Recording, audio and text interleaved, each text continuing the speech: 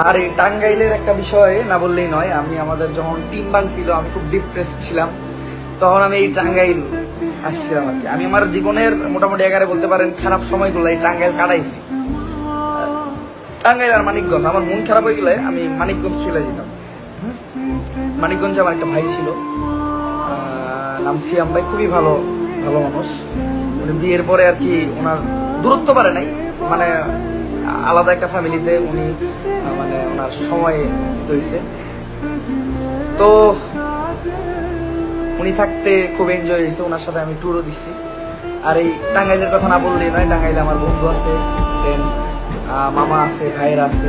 টাঙ্গাইলের মানুষজন জেনুইনলি খুবই ভালো হয়। আমি বললাম না, আমার সব থেকে বাজে বাজে সময় আমি টাঙ্গাইল কাটাইছি।